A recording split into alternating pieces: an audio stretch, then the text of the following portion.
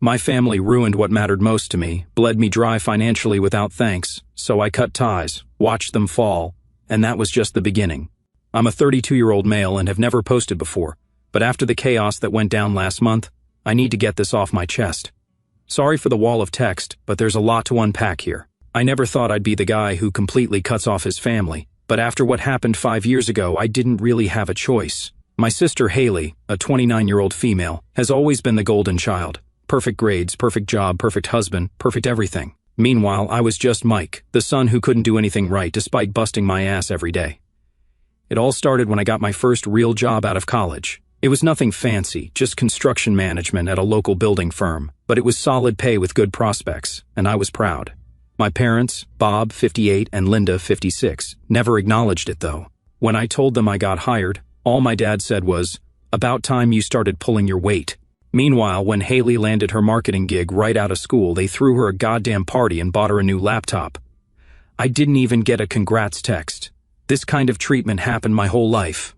When I made varsity baseball in high school, my dad skipped the games to go to Haley's debate tournaments. When I graduated college, first in the family to get a degree by the way, they complained about having to sit through the ceremony. For Haley's graduation, they rented an entire restaurant for the party. Despite all this, I still helped them out whenever they needed it.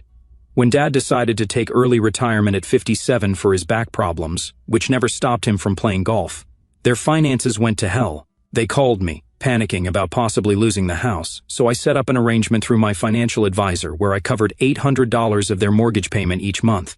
They thought the bank was working with them. They had no idea it was actually me paying.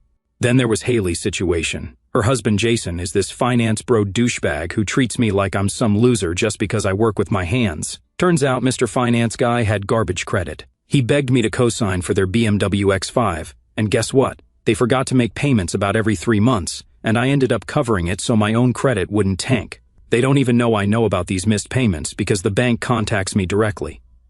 The biggest expense, though, was my parents' health insurance. Dad's retirement package had terrible coverage, so I added them as dependents on my premium plan at work, claiming they lived with me part-time. That's an extra $650 a month out of my pocket for years, and they had no clue. But the real breaking point came during my grandfather's final days. He was sick with cancer, and I was the one visiting him every day after work. Haley was too busy with her new job to show up more than once a week. When he passed, he left me his classic '67 Mustang that we'd worked on together for years. It was the one thing I really cared about, and he knew it. My family lost it. My dad literally screamed that it should go to Haley since she was always his favorite. Complete nonsense. My mom kept saying Haley needed it more, despite her driving that brand new BMW her husband bought her. I told them all to pound sand. The car was mine, end of story. That's when things got really nasty. 2 days after the funeral, I caught my dad messing with the Mustang's brakes while it was parked at their house. Not adjusting them or something, he was actually loosening the brake line. I confronted him right there, and he just shrugged it off, saying he was just checking the brake fluid and I was being dramatic as usual. I took the car straight to my buddy's shop, and guess what? The mechanic confirmed someone had deliberately loosened the brake line enough that it would have failed once I got on the highway. They tried to kill me over a car. Let that sink in. That was it. I packed my stuff that night, got in the Mustang, and drove 500 miles to Colorado. I changed my number and blocked them all on social media. I didn't leave a forwarding address or anything, just ghosted my entire toxic family. The crazy part? I still kept paying their mortgage and health insurance. Call it guilt or whatever. But I couldn't stomach the thought of them losing their house or not having medical coverage. I just made sure they had no idea it was coming from me for 3 years. I had total peace. I built myself a decent life in Denver, got promoted, twice at the construction company I joined, and even started dating a great girl named Tara, a 30-year-old female who works as a nurse. The only family I kept in touch with was my cousin Jake, a 30-year-old male, who always saw through my family's nonsense. He moved to Denver a year after me, partly to get away from the drama too. Life was good, you know? I was finally drama-free. Then, last Christmas, Jake started talking about how my parents had been asking about me. He said they seemed different now and really missed me. According to him, my dad had some health scare, nothing serious, just high blood pressure, that made him reevaluate his priorities or some such. I wasn't buying it at first. I told Jake they could go to hell, but he kept bringing it up, saying maybe people can change, maybe they realized what they lost. After a few weeks of this, I started thinking maybe I should at least hear them out. What was the worst that could happen, right? So, after New Year's, I unblocked their numbers and sent a simple text to the family group chat, "Hey, it's Mike." That's all I wrote. Holy hell, you'd think I announced I won the lottery or something. My phone blew up with calls and texts, my mom crying according to the voicemails, my dad saying how much they missed me, Haley acting like we were best friends who just lost touch. They sent gift baskets to my apartment, Jake must have given them my address, offered to fly me out to visit, the whole deal. I kept things casual at first, brief calls every couple of weeks, basic updates on my life, though I was careful not to share too much. They seemed different. My dad didn't make any smart-ass comments. My mom actually asked questions about my job, instead of changing the subject to Haley. Even Haley herself seemed less self-centered, asking about Tara and seeming genuinely interested. Things really picked up when they started talking about a big family vacation to Japan for New Year's. Our treat, my dad kept saying, to make up for lost time. I was skeptical at first, but after months of this new, improved family relationship, I actually started to believe they had changed. Maybe the time apart had shown them what they lost. Maybe that health scare really did change my dad's perspective. So, after months of reconnecting with my family, the big Japan vacation was finally happening. I had been texting with my parents and Haley regularly about the trip details. My dad kept saying it was his big gesture to welcome me back to the family. They'd planned this whole 14-day trip to Japan over New Year's, Tokyo, Kyoto, Hot Springs, the works. I was still kind of cautious, but figured I'd give them a chance. I even took 2 weeks off work, which was a huge deal since we had a major project starting in January. My boss wasn't happy, but I convinced him this family reconnection was important. Tara couldn't come because of hospital shifts, but she was super supportive, even helped me pack and drove me to the airport. So, there I was, standing in line at Denver International with my passport and the printed confirmation email my dad had sent me. I'd spent like $800 on new luggage, winter clothes for Japan, and other stuff for the trip. I was actually getting excited about it, thinking maybe this really was a new beginning for us. When I got to the counter, the lady started typing my info into her computer. Then she frowned and typed some more. "I'm sorry, sir, but your ticket has been canceled. I figured it was just some mix-up. Can you check again? It's a family reservation under Robert Walsh." She kept typing. "Yes, I see the family reservation for the Tokyo flight, but your specific ticket was canceled yesterday afternoon. The rest of the party is already checked in and boarded." My stomach dropped. I stepped to the side of the line and immediately called my sister Haley, since she was the one handling all the flight details. "Hey, there's some issue with my ticket. They're saying it was canceled," I said when she picked up. There was this pause, then I heard this little laugh. "Oh, Mike, did you really think we wanted you there? This was Mom and Dad's idea to see if you'd actually show up. Guess what? You failed the test." I couldn't believe what I was hearing. "What the hell are you talking about? You abandoned this family for years. You think you can just waltz back in because you feel like it? Mom and Dad might be desperate enough to forgive you, but Jason and I aren't. We opened their eyes to the fact that you were just using them again. So you all planned this? Get me to the airport just to cancel my ticket?" "Actually," Haley said, sounding so smug, "that was Jason's idea. We were all just going to ghost you, but he thought this would be more memorable. Have fun spending New Year's alone, loser." Then she hung up.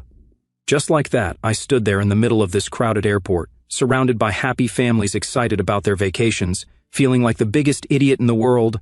I tried calling my parents. No answer from either of them. Texted them both. Nothing. After everything I'd done to give them another chance, after all the "we miss you and we want to make it right" talk, this is what I got, a deliberate setup just to humiliate me. I finally got a text from my dad an hour later. Haley told us what happened. "Maybe this is for the best. We'll talk when we get back." Not even an apology, just Haley told us what happened, like I was the problem, like I somehow caused this whole situation. I was so mad I couldn't see straight. I called Tara, sounding frustrated, and she immediately drove back to get me. When she heard what happened, she was livid, like I've never seen her that angry. She wanted to call them and scream at them, but I told her it wouldn't help. The Uber ride back to my apartment before Tara could pick me up was just me sitting there in shock 3 hours earlier I'd been excited about reconnecting with. My family on this dream vacation. Now I was heading home alone, completely humiliated, with 2 weeks of vacation time I didn't even want to take.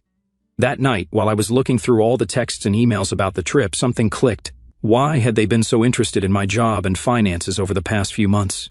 Why did my mom accidentally open my bank statement when I had mail forwarded to their house? Why did my dad keep bringing up that I should add them to my accounts in case of emergency? It hit me. They hadn't changed at all. They just wanted access to my money again. The whole Japan trip was just a way to fully pull me back into their web. They never cared about reconnecting with me. See, what they didn't know was how well I'd done for myself since cutting them off.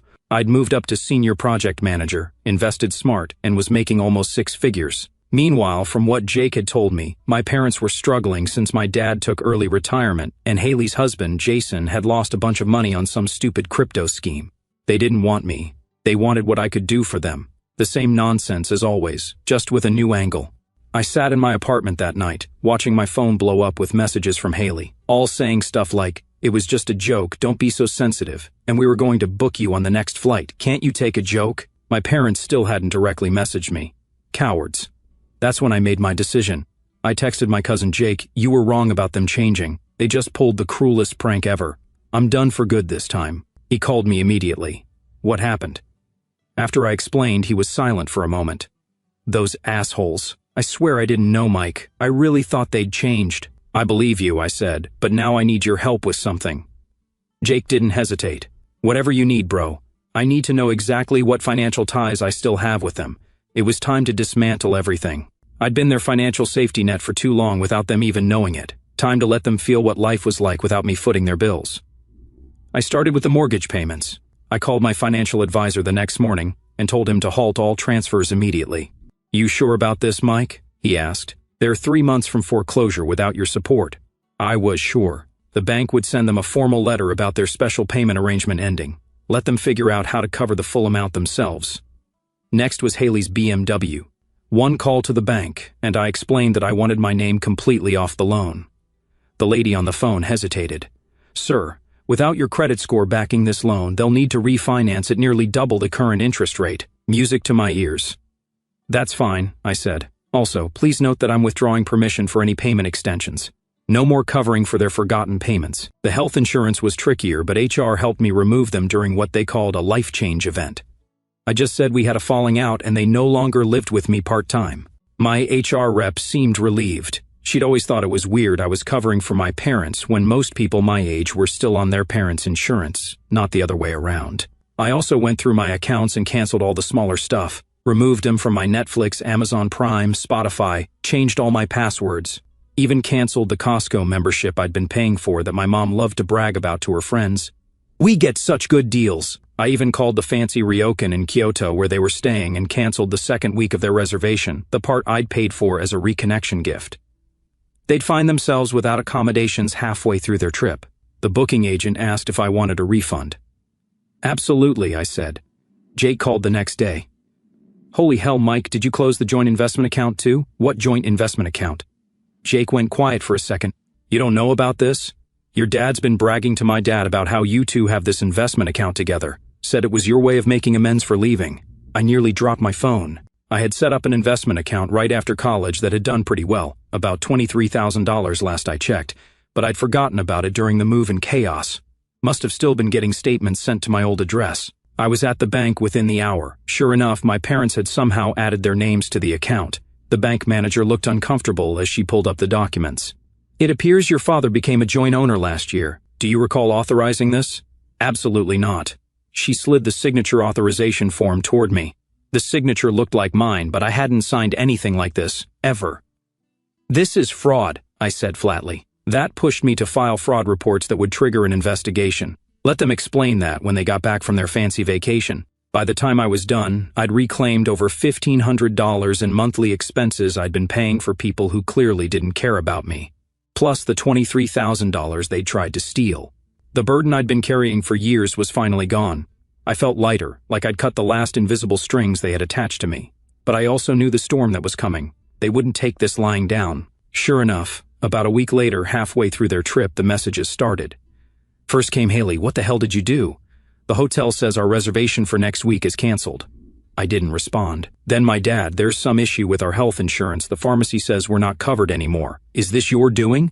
My only response was to send a group text, "Hope you enjoyed your family vacation without me. Consider this my final goodbye. Don't contact me again." I blocked their numbers before they could respond. That night, Jake called me. "They're coming home early. The hotel thing really screwed them, and Haley's freaking out about the car payment. Apparently, the bank wants an extra $900 a month now." "Not my problem," I said.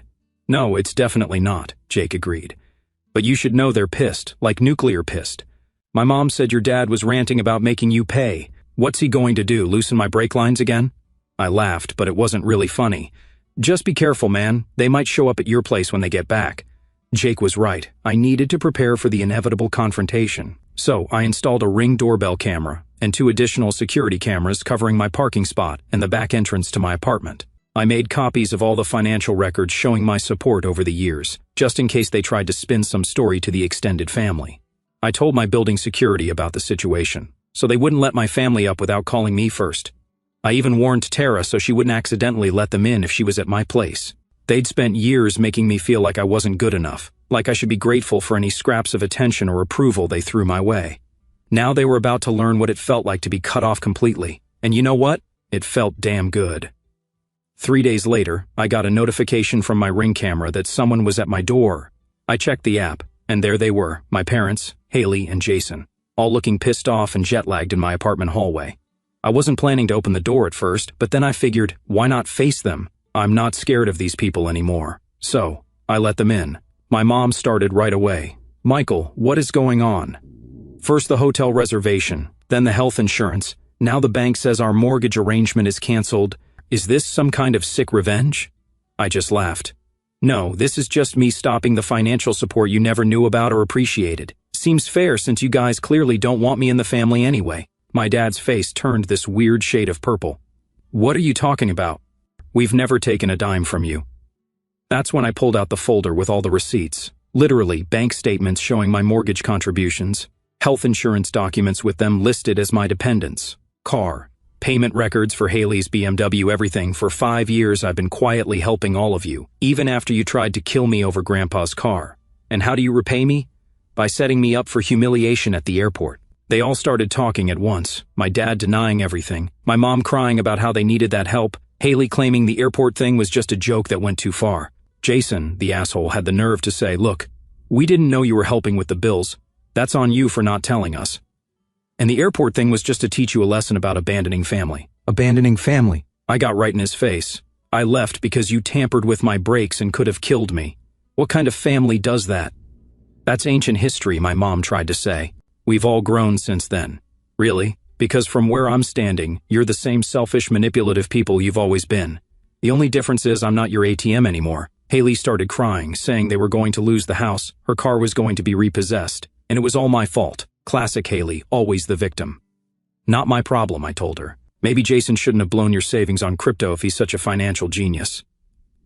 Jason lunged at me then, but my dad held him back. Not out of concern for me, I'm sure, but because he knew I'd press charges in a heartbeat. We're family, my dad tried one last time. You can't just cut us off like this. Actually, I can, and I have.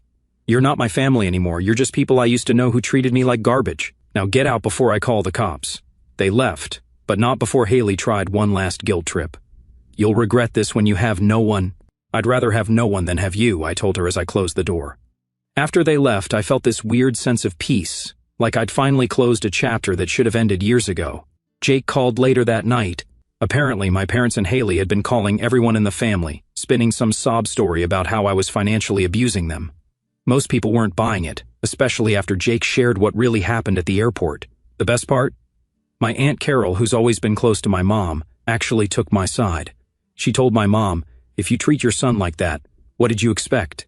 Actions have consequences, Linda. That gave me a weird sense of validation, like maybe I wasn't crazy for cutting them off. With that in mind, I was starting to settle into the idea of moving on, keeping my distance, and focusing on my own life. But just when I thought the dust had finally settled, life threw another curve.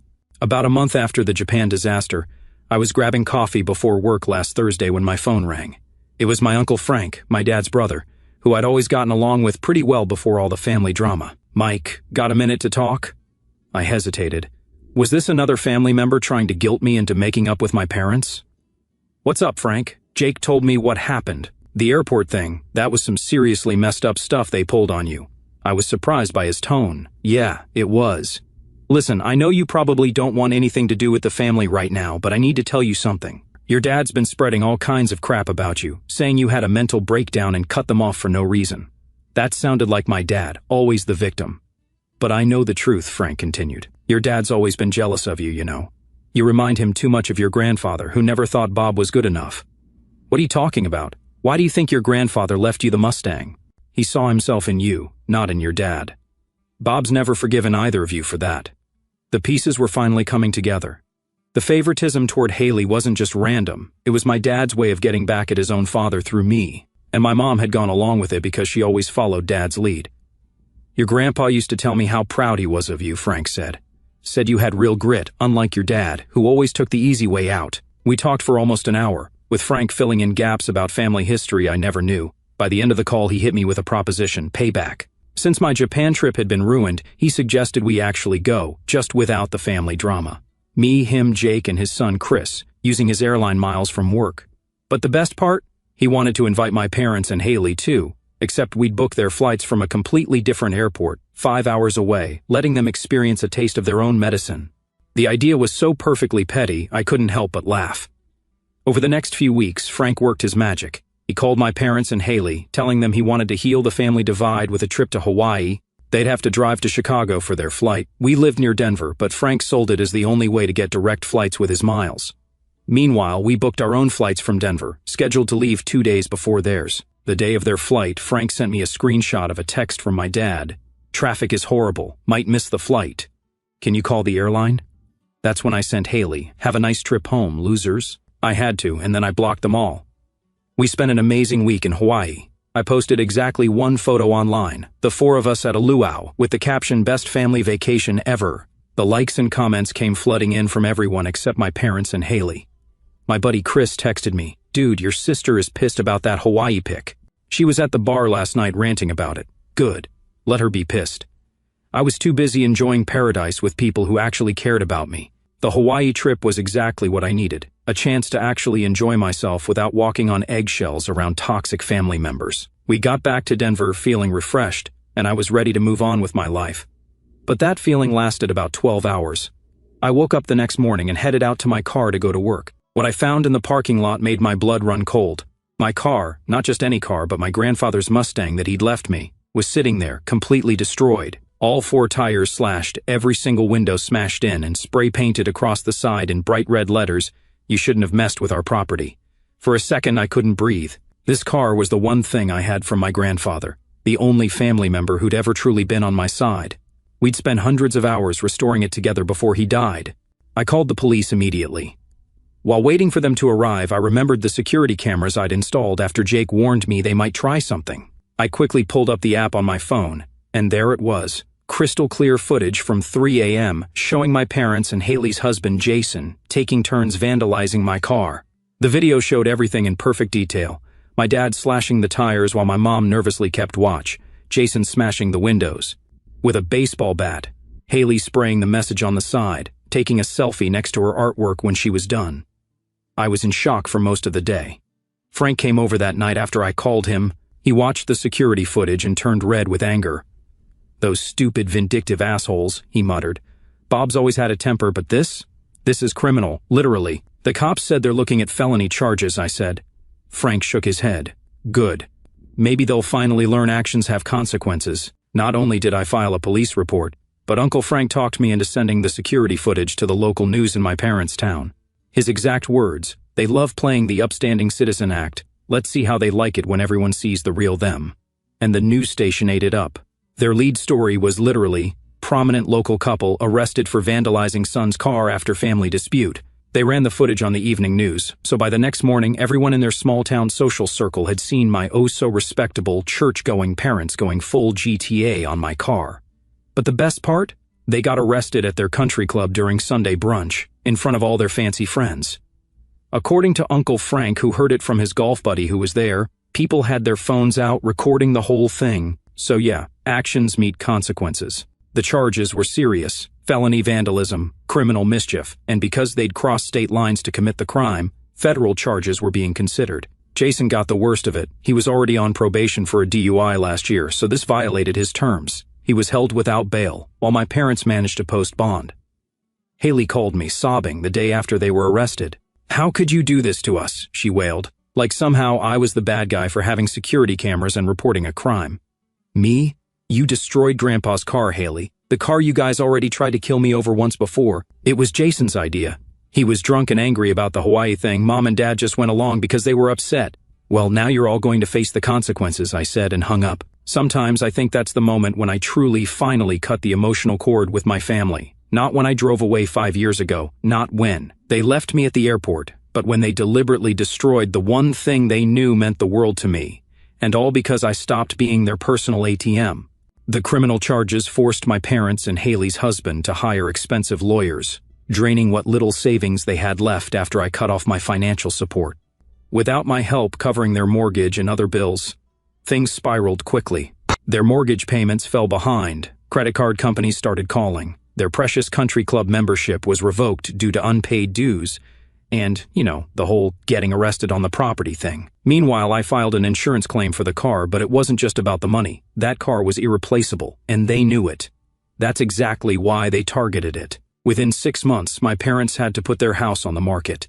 The same house they'd bragged about at every family gathering, with its designer kitchen and newly renovated master bath that I'd helped pay for.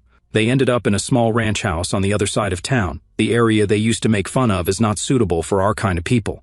On top of that, my mom had to sell her prized antique collection to cover their legal fees. Each piece she'd spent years collecting and refused to let anyone touch, now sold for pennies on the dollar at some rushed estate sale. Dad had to come out of retirement to work as a security guard at the same mall where he used to shop for his designer suits. Mom, who'd never worked a day in her life, started selling MLM crap on Facebook, desperately trying to look like they still had money. Even Haley and Jason's marriage didn't survive. He ended up serving 6 months for the vandalism since it violated his probation. When he got out, Haley told him she wanted a divorce. According to Frank, Jason had gambled away most of their savings anyway, so their fancy lifestyle was already crumbling before the car incident. The family completely fractured after all this. Most relatives took my side, especially after the vandalism thing. Even some who had initially stayed neutral couldn't defend what they'd done when they saw the security footage.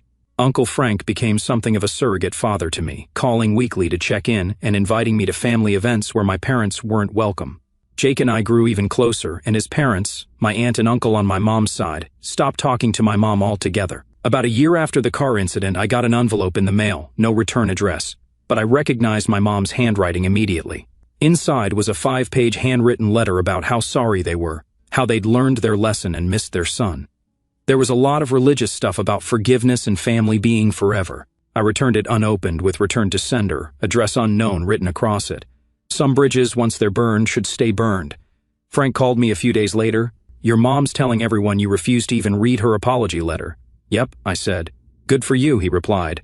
That letter wasn't an apology anyway. Your dad was bragging at my poker game that they were going to make things right and get you to help them financially again.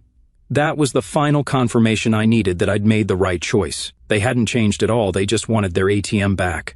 These days, I'm doing better than ever. All the money I used to waste supporting them now goes into my own investments and travel fund. Tara moved in with me last month, and we're talking about getting married next year. My car insurance paid out for the Mustang, and while I couldn't replace Grandpa's original car, I found another 67 that I'm slowly restoring. It's not the same, but there's something therapeutic about working on it. Like I'm honoring his memory. I still get updates about my parents occasionally through the family grapevine. They've apparently found a church that's big on family reconciliation and keep telling people I'm going through a phase. Haley moved to Chicago after her divorce and barely speaks to them anymore. Sometimes my mother still tries to reach out through mutual acquaintances, usually when she needs money. I always send back the same message. Have a nice trip home, losers. Petty? Probably. But it reminds me how far I've come and how much better life is without toxic people, even if they're family. The hardest part wasn't finding out my parents could be such jerks. It was accepting that I deserved better. Now I have better, and I'm never looking back.